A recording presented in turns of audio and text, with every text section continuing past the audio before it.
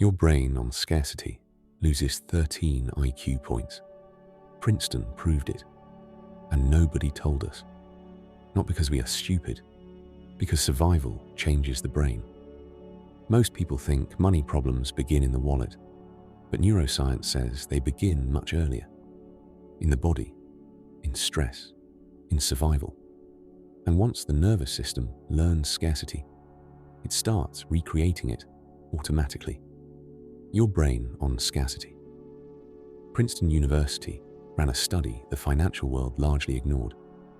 When a person is experiencing scarcity, the feeling of not having enough, their brain loses the equivalent of 13 IQ points.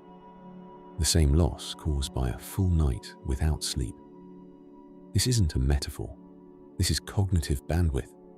Measurable, documented, real. Where it came from? Every month we spent anxious about money, trained the brain to stay in scarcity mode. Not as a choice, as a survival setting. The nervous system locked into threat and never fully came out. How it's hurting us. The brain under scarcity cannot think long term. It tunnels. It sees only the immediate problem, which means every financial decision we make while we are worried about money is being made by a brain already 13 points below its capacity. We are not bad with money. We are trying to solve a long-term problem with a brain stuck in short-term survival. The solution, before any money decision, regulate the nervous system first. 4 counts in, 8 counts out. Not to calm down, to restore the cognitive capacity that scarcity just took. The decision made from a regulated brain is not the same decision made from a panicking one. And the terrifying part is, most of us never even realize the script is running. The money script you inherited.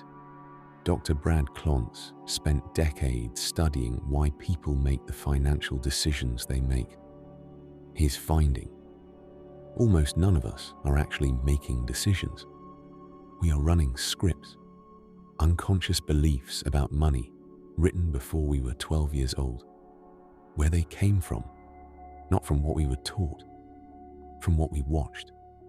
The arguments at the kitchen table, the silence when the bill arrived, the way a parent's jaw tightened every time money came up.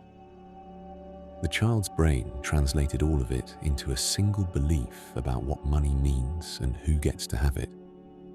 Klontz identified 4 scripts. Money avoidance. Money is dirty, greedy, and corrupting. Spiritual people shouldn't want it. This script makes us unconsciously repel what we consciously say we want. Money worship. More money will finally fix everything. This keeps us hungry forever, because the wound underneath was never financial. Money as status. Our net worth is our self-worth. Every financial loss becomes a personal failure. Money vigilance. A constant low-level terror around finances, inherited from a household where money was always about to run out. Most of us are running 2 simultaneously. How it's hurting us. We earn to the ceiling of the script, not to the level we want, not to the level we work toward, to the level the script decided was safe when we were 8 years old. The solution: write down what your parents said about money, what they argued about, what they avoided, what they celebrated, what they feared. That list is your script, and we cannot rewrite what we have never read. But even deeper than the script, there is something even stronger: the body itself. Your body has a wealth thermostat. Gay Hendricks called it the upper limit problem. Every one of us has an internal thermostat, a set point our nervous system has decided is normal. When our life exceeds that set point, when things start going well, the nervous system gets uncomfortable. It has no template for this. It doesn't know how to be here. So it creates a crisis to bring us back to the familiar. Where it came from, the thermostat was set inside the environment we grew up in. If scarcity was the baseline, the body memorized scarcity as home. If tension around money was constant, calm abundance started to feel wrong, unfamiliar, unsafe. How it's hurting us. When money increases, we unconsciously find ways to release it. Unnecessary spending, a business decision that doesn't make sense, a relationship that drains the finances, a health crisis with perfect timing. Studies on lottery winners showed the majority returned to their original income level within 5 years. Not from foolishness, from a thermostat that was never reset. The solution: when something good happens financially, pause before spending it. Feel it land in the body. Breathe it in. Say out loud if you can, "This is allowed. I am allowed to have this." This is not affirmation. This is nervous system education. We are teaching the body that abundance is safe, one felt a moment at a time, because the body remembers things the mind forgot. Generational financial trauma lives in your body. Dr. Rachel Yehuda at Mount Sinai made a discovery that reframed everything. Trauma can be passed through generations through epigenetic inheritance, biological markers that change how our genes are expressed. The stress response of one generation becomes the baseline nervous system of the next. Where it came from: if our grandparents survived famine, partition, displacement, colonization, if they lost everything overnight, if they built with their hands and watched it be taken, we may be carrying the physiological echo of that financial terror in our own nervous system, without having lived it ourselves. We feel afraid of losing money and don't know why. We feel guilty for having more than others and can't trace the guilt. We feel that good things cannot last, that comfort is temporary, that we should not get too settled. We call it realistic. It is ancestral memory living in the body as present tense fear. How it's hurting us. We make financial decisions from a threat level inherited from a world that no longer exists. We are solving our grandparents' crisis with our present-day choices. The solution: when financial fear arises, ask, "Is this mine? Is this present? Or is this old?" Then place a hand on the chest. Breathe slowly. Say, "That was then. This is now. We are not them." And we get to write a different ending. Some fears did not begin with us, but they can end with us. And maybe the deepest wound of all is believing we are not allowed to receive. Self-worth runs net worth. Researchers in behavioral economics documented a correlation that is almost painful in its simplicity. People grow their net worth to the level their self-worth allows. Not to the level they want, not to the level they work toward, to the level they believe they deserve. Where it came from: the self-worth wound was written the first time we needed to be seen and weren't. The first time love came with conditions. The first time we were told, directly or between the lines, that we were too much or not enough. The brain filed it under identity, not experience. Identity. How it's hurting us. We undercharge. We underask. We overdeliver and underreceive. We say yes to the clients who don't value our work and talk ourselves out of the ones who do. We don't sabotage from laziness. We sabotage from a deep unconscious loyalty to a version of ourselves that decided it wasn't worth more. The solution: the ventromedial prefrontal cortex, the region that holds self-worth, updates through behavior, not through thought, not through affirmation. Take one action today that matches who you are becoming. Open the account, send the proposal, charge the real number. Act like the version of you who already knows their worth. The feeling follows the action. The money follows the feeling. Secret 7 is the one almost nobody talks about, because it sounds too simple to matter, until it changes your entire relationship with money. What billionaires actually think differently. We have been sold a version of the wealthy mind that is about hustle, early mornings, cold showers, relentless discipline.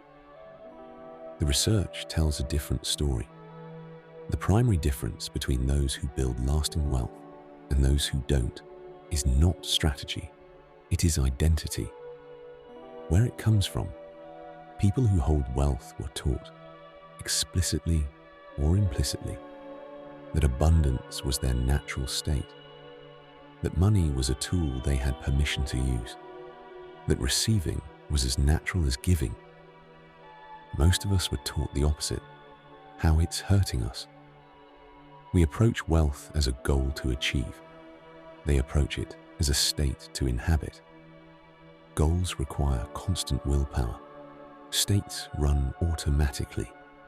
Joe Dispenza's research shows when we generate the emotional state of abundance before the external evidence arrives, when we feel it in the body, the brain's reticular activating system begins to filter differently. It notices opportunities it was previously screening out, not because they appeared, because we became capable of seeing them. The solution: spend 5 minutes every morning feeling what abundance feels like in the body, not imagining the things, feeling the state. Expanded chest, slow breath, the felt sense of enough. We are not tricking the brain. We are calibrating it to the frequency of what we want to receive. Everything we talked about was never really about money.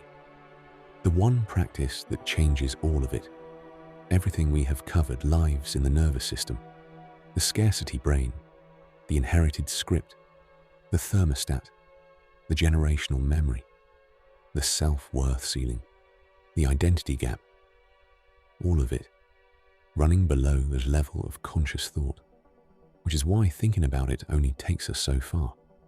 The body has to learn a new truth, not be told it, learn it, through felt experience, through repetition, through the nervous system, slowly, gradually building a new baseline. Here is the practice. Every time money comes in, any amount, pause. Do not immediately calculate what leaves next. Do not check the balance. Do not start planning. Pause. Place a hand on the chest. Take one slow breath and say, "Thank you. This came to me. I was here to receive it. I am someone money moves toward." Then breathe it in like it belongs to you. Because it does. This is not magic. This is neuroplasticity. Every time we receive a present, instead of immediately releasing with anxiety, we build a new neural pathway, a new story the nervous system tells about who we are in relation to money. We are not someone money escapes. We are someone money finds. We practice that feeling before we have the evidence, until the evidence arrives to match what the body already knows. 7 secrets, and one truth underneath all of them. We were never bad with money. We were running inherited programs in a nervous system that was never taught it was safe to receive. The scarcity was real for someone. The fear was earned by someone. The script was written for survival by people who had no other tools. And now, in this body, in this breath, in this generation, we get to write something different. Not by working harder, by healing deeper. The next video goes into the specific identity work, how to close the gap between who we believe we are and who we are becoming. Whenever we're ready, that's where we go next. Maybe money was never avoiding us. Maybe the nervous system simply never learned that receiving was safe. And maybe healing changes that. Slowly, quietly, one breath at a time.